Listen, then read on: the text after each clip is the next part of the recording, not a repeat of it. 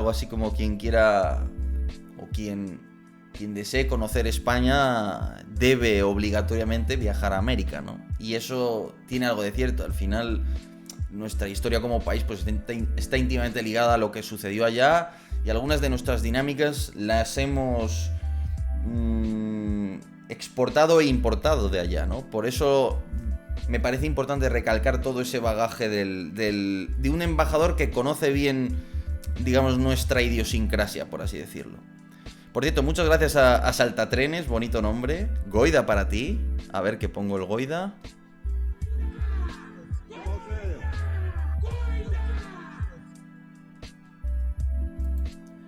Vale, perfecto. Entonces, como os iba comentando, el asunto aquí ¿cuál es?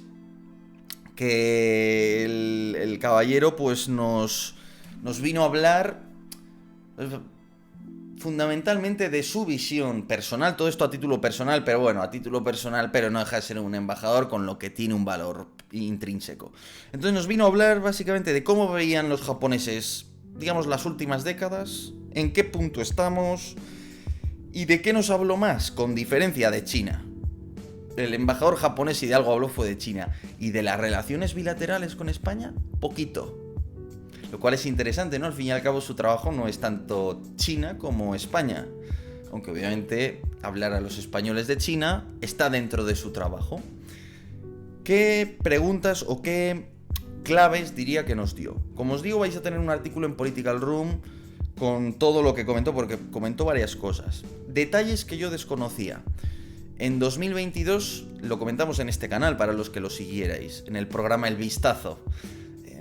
Nancy Pelosi, en representación, digamos, del Congreso de Estados Unidos, es decir, era lo que llaman los estadounidenses una representación bipartisana, ¿no? De dos partidos, pues fue a Taiwán a reflejar esa apuesta de Estado por socorrer, por apoyar a Taiwán, ¿no?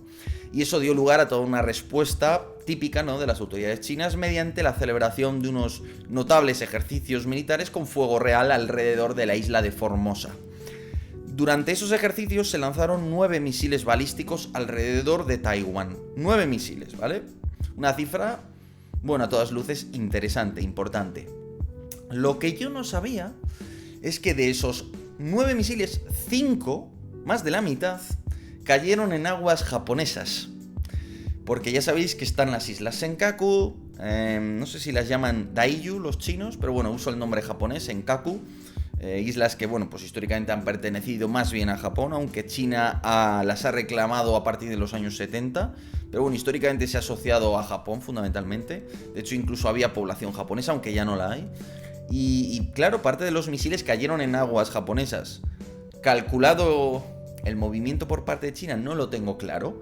Pero bueno, son hechos que yo desconocía, ¿no? Porque, pongamos contexto, no es como si Marruecos hace unos ejercicios militares y dispara 9 misiles balísticos sobre Argelia, pero unos pocos caen en aguas territoriales españolas, ¿no? No muy lejos de las Islas Baleares o las Islas Canarias, por poner un ejemplo.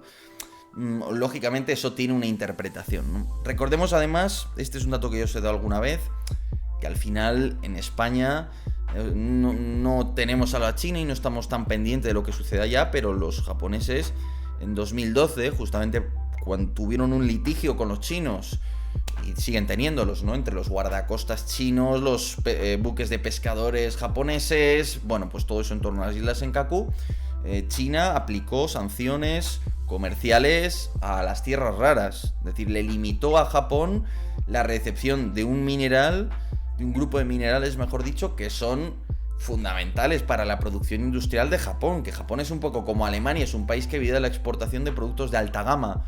Por tanto, para ellos eso era un daño muy importante. En aquel momento no se les hizo ni caso. Ahora con el COVID, la guerra de Ucrania y tal, ya sabéis que estamos en diversificar las cadenas de suministro mundiales para no depender tanto de China, y ya se ha puesto mucha atención sobre ese asunto, pero los japoneses esto lo llevan tiempo viviendo, el auge de China, ¿no? Entonces, ¿ellos cómo lo veían? Bueno, primer punto.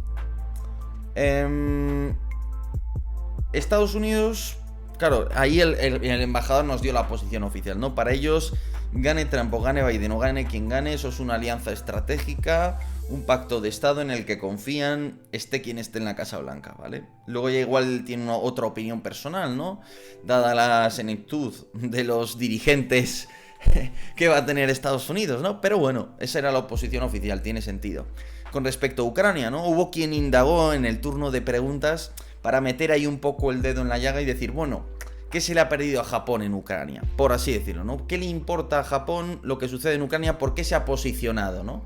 Con este asunto. Y la idea fundamental que transmitió el embajador es por lo siguiente, es decir, ¿por qué se ha implicado Japón con Ucrania?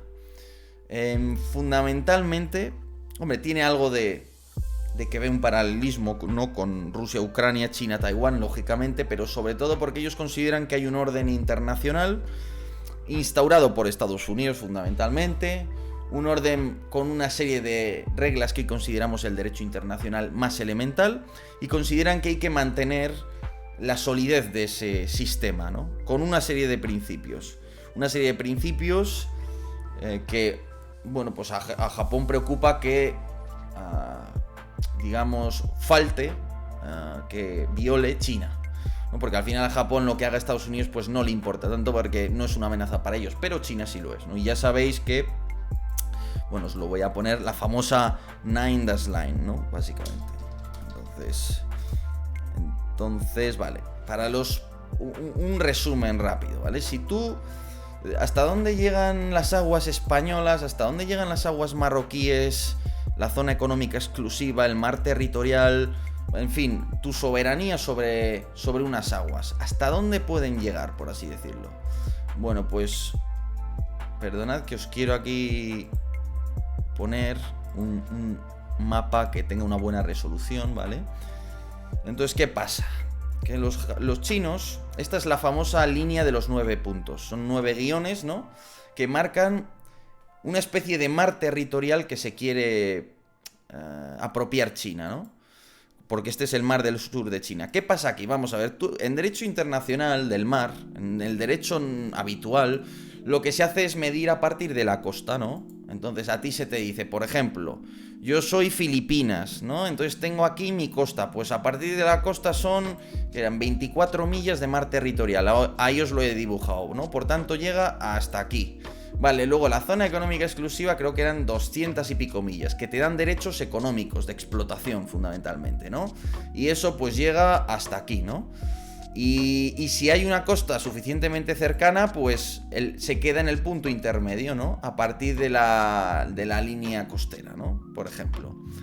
Entonces, ¿qué pasaría ahí? Pues que lógicamente esto supondría que de alguna manera Filipinas, Vietnam, todos estos países, pues se repartirían este mar, ¿no? De alguna manera, pues quedaría el mar repartido así, ¿no? Cada país tiene un sector.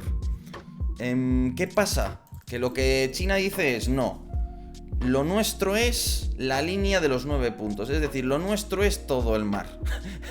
Claro, eso ni parte de su línea costera ni nada, lógicamente. De hecho, ya veis que convierte su mar prácticamente en la costa de los demás estados ribereños, que ahí son Filipinas, son sobre todo Filipinas y Vietnam son los más afectados, ¿no? Entonces, claro, al defender el derecho internacional del mar, tal y como es, lo que los japoneses están haciendo es establecer un statu quo, ¿no? Intentar defender ese statu quo y evitar que los chinos lo cambien, básicamente. Por eso para ellos lo de Ucrania es relevante, porque consideran que la defensa de la integridad del Estado ucraniano forma parte de defender ese statu quo internacional, ¿no? Ahora bien, ¿qué nos dijo el embajador? Vamos a por lo gordo. ¿Qué pasa con Taiwán? ¿Qué pasa si hay una guerra? Durante la charla nos dejó una idea. Nos vino a decir algo así como... Hablo de memoria, lo tengo todo apuntado. Eso en el artículo que veis en Political Room saldrá. Dijo... Hay una preocupación creciente en Japón por el asunto de Taiwán y cada vez hay un impulso mayor hacia adoptar una decisión que implique defender a Taiwán o intervenir en caso de un conflicto entre China y Taiwán. Es decir, lo que ha venido a apuntar claramente el embajador de Japón es que en comparación con hace unos años, los japoneses están mucho más predispuestos a entrar militarmente en ese conflicto o a intervenir. Luego a eso hay que modularlo, hay que ver en qué momento se produce esa situación, ¿no? Luego yo fui a indagarle en el turno de preguntas y le tiré por ahí, es decir, ¿cómo de viable ve usted un conflicto? ¿Ven los japoneses un conflicto? ¿Y cómo de viables ven que ustedes intervengan en ese conflicto? Entonces el embajador lógicamente no me puede dar una respuesta tan directa a eso, pero lo que me vino a apuntar en una serie de cosas y me vino a decir, nuevamente hablo de memoria, pero me vino a decir, primero, en la estrategia de seguridad nacional de Japón se ha autorizado a dos cosas, bueno, y en la constitución japonesa también, hacer despliegues y ataques preventivos incluso, es decir, a que si yo voy a recibir un ataque o estoy recibiéndolo, sí puedo atacar suelo enemigo, básicamente. Si hay un riesgo de guerra o esa guerra ha estallado, Japón puede atacar las bases de las brigadas de misiles chinas. Esa es la idea, creo yo, ¿no? Por tanto, eso de un lado. De otro lado, también se conviene y se apunta en su constitución que se autorizan despliegues en el extranjero en apoyo de Estados Unidos. Entonces lo que se viene a decir, entiendo, es si Estados Unidos lidera una operación en Taiwán para recuperar, para reforzar, para lo que sea, Japón puede sumarse a esa operación de carácter ofensivo, ¿no? Por tanto, estas eran sus respuestas. No me está diciendo sí o no, pero me está diciendo, mira, ¿qué más me apuntó? Así me dijo, Japón tiene claro que China preserva la posibilidad y está dispuesta a la posibilidad del uso de la fuerza para recuperar de alguna manera Taiwán. Es decir, él lo que al final me estaba diciendo es, y esto es importante, confirmar estas cosas básicas para mí es muy importante, porque a veces igual crees que los demás lo ven como tú y no es así. Entonces lo que me estaba diciendo al final es, la posibilidad de que China entre por la fuerza en Taiwán la tenemos perfectamente presente y todos los movimientos que hemos hecho son para estar preparados para, en un conflicto de ese tipo, poder intervenir. Lógicamente, en última instancia, quien decida si se interviene en esa guerra o no, no es Japón, pero eso está ahí. Ahora bien, Japón sabe, y eso nos vino a decir el embajador, que no hay una OTAN asiática. Yo entiendo que Japón querría que lo hubiera, por lo tal y como lo expresaba él, o desde luego dentro de Asia serían de los más favorables, pero saben que eso no es viable a corto plazo. Lo que sí es viable es generar una serie de alianzas y asociaciones dentro del área del Indo-Pacífico para intentar cohesionar un grupo de países que sean capaces de hacer resistencia a China, básicamente.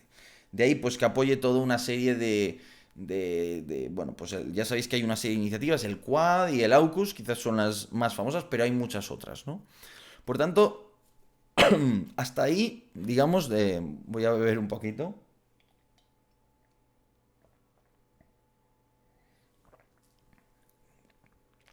Digamos, toda esa parte. Consideraban además pues que lógicamente vivimos en un mundo pues más peligroso que el de hace unas décadas, ¿no? Después de ese momento de fervor internacional en torno al orden liberal, ¿no? Tras la victoria en la Guerra Fría. También expresó lo que quiere Japón de España. Y esto es muy interesante también. Hablamos, la verdad, obviamente las relaciones hispano-japonesas no son particularmente importantes. Es una cosa secundaria o terciaria incluso. Más terciaria incluso que secundaria, ¿no? Pero bueno, existe, está ahí y es relevante. Entonces, por ejemplo, en materia de industria espacial, Airbus en Getafe, que ya sabéis que tiene unas instalaciones muy importantes, pues fabrica unos elementos de los anillos de unos cohetes espaciales que no sé si se llamaban DH-3 o algo así, que habían fallado ahí en Japón y habían, entiendo, reventado en el aire o habían tenido algún tipo de problema debido a unos puntos de unión dentro de los mismos, ¿no? No me preguntéis qué exactamente porque yo no domino el tema, ¿no? Y entonces aquí en Getafe se están haciendo unos anillos que sirven para unir digamos, todo el cohete espacial que permitirán, o eso se espera, ¿no? Que puedan despegar, pues bien, con seguridad y cumplir con su misión. Esos y otras cosas, ¿no? Ahora bien, con relación al asunto de China, el embajador lo que dijo, y esto es muy interesante, dijo que ellos esperan una mayor implicación española en Asia-Pacífico. Recordad el vídeo que subimos en el canal, desplegamos los Eurofighter este verano en Asia, nuestros Eurofighter, los de España, junto a Francia y junto a Alemania, y desplegamos productos de Airbus y desplegamos sobre todo, básicamente es una especie de ala de combate europea, que va hasta Asia, va a recorrer Hawái, Alaska, Malasia, India, bueno, una cantidad tremenda de países. Entonces, también recordemos que Alemania, por ejemplo, la Armada Alemana despliega buques de guerra en el Pacífico, por supuesto a los franceses, que además tienen todo el asunto de Nueva Caledonia, en fin. Por tanto, lo que quiere de alguna manera Japón es que España esté más presente allí. Ellos lo que piensan es que atrayendo a los aliados europeos, a las democracias europeas, pues todo es más seguro de alguna manera ante China. Y de hecho dijo que en España antes no había agregado militar. Japón no tenía un agregado militar, pero desde hace 2 años sí lo tienen. La misión del agregado militar obviamente es establecer relaciones ejército a ejército, también asesorar en materia de seguridad y militar pues al embajador, lógicamente, pero es establecer esas relaciones ejército a ejército para facilitar y animar hacia este tipo de despliegues, ¿no? Y ahí habrá un cambio de cromos, de actividades, ¿no? Si España va allí y enviamos un buque o lo que fuere, pues ellos harán alguna otra cosa como, a modo de intercambio, por así decirlo. Y luego la otra cosa es digamos, el programa del Tempest, que es el programa de caza junto a Italia y Reino Unido. Un caza de quinta generación que es el competidor, perdón, de sexta generación, que es el competidor del FCAS, que realizamos Alemania, Francia, España y ahora, bueno, se ha unido un poquito Bélgica. Entonces eso también es bastante interesante, ¿no? Por tanto, estas son las claves. ¿Qué hay de Rusia? Más allá de lo de Ucrania, bueno, pues Rusia ya sabéis que tiene ocupadas las Islas Kuriles, pertenecientes a Japón, y lo que ha hecho Rusia es, bueno, 2 cosas destacaba el embajador. Uno, han acabado con las negociaciones para devolver las Islas Kuriles tras el apoyo a Ucrania que ha dado Japón, aunque la verdad ni estaba ni se esperaba que los rusos fueran a devolver las Islas Kuriles a Japón. Recordemos como curiosidad que tienen la única división de ametralladoras, que es los que hayáis leído mucho Segunda Guerra Mundial os sonará alguna unidad de estas raras, estáticas, para guarnecer fortificaciones y tal. Bueno, pues la única de Rusia está en las Islas Kuriles, justamente. Y al margen de eso, luego está la cuestión de que al norte de las Islas Kuriles, en el mar de Ojotsk, pues ahí lo que ha comentado, yo no lo sabía, tampoco sé tanto de estrategia nuclear rusa, ¿no? Pues se encuentran permanentemente desplegados 2 submarinos nucleares, balísticos nucleares, rusos, ¿no? Porque es una zona difícil de transitar, muy controlada por Rusia de alguna manera, y por tanto es una zona segura para que los submarinos rusos puedan devolver un ataque nuclear en caso de un conflicto de estas características. Por eso para los rusos el mar de Ojotsk, que bueno, os lo voy a... igual no todos... Doy por hecho aquí que la gente sabe dónde está el mar de Ojotsk, ¿vale? Y no tenéis por qué saberlo, ¿vale? ¿Lo estáis viendo? Sí, perfecto. Vale, el mar de Ojotsk es este mar de aquí, ¿no? Entonces aquí está Japón al sur y el mar de Ojotsk es este que está un poquitito más hacia el norte, ¿no? Relativamente ya cerca de Alaska. Por tanto, esas son las piezas interesantes de información que nos dio este hombre. Muchas gracias, por cierto, por esa suscripción a Shadow Walking. Goida para ti. Anímense a suscribirse, tanto aquí como a The Political, ¿no?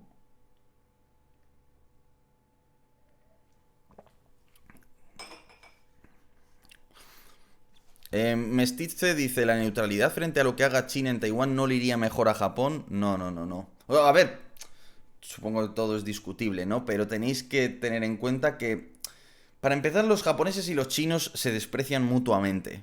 Son un poco racistas entre ellos, si se quiere, o bueno, se desprecian, no tienen buenas relaciones.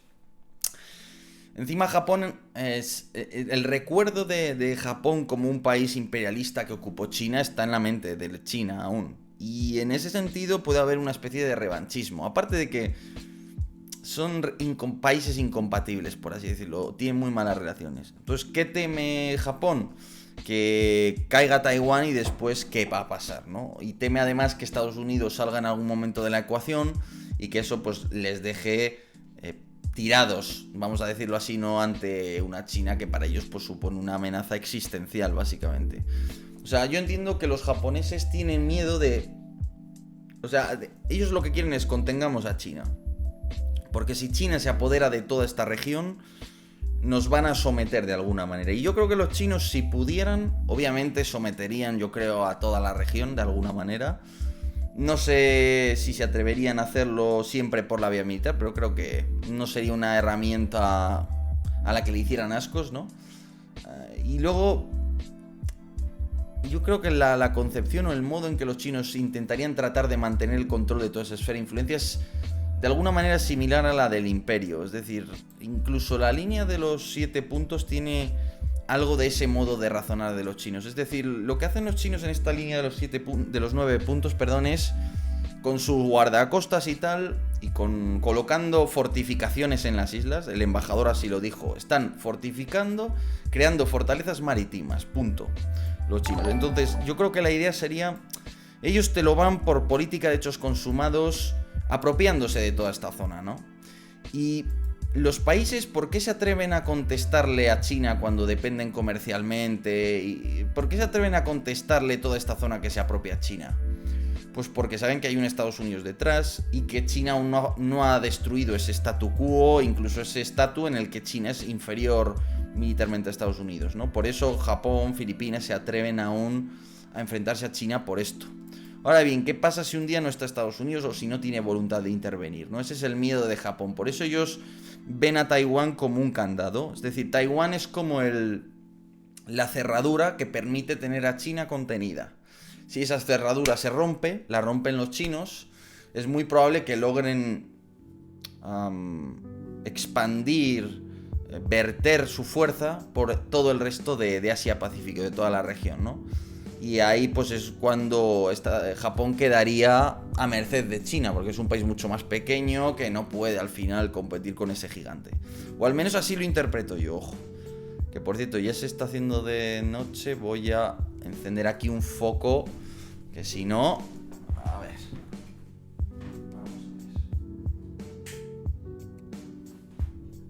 Aunque ahora se me verá como dorado, así muy... efectivamente. Vale, a ver, voy a rebajar aquí la saturación. Bueno, y también quizás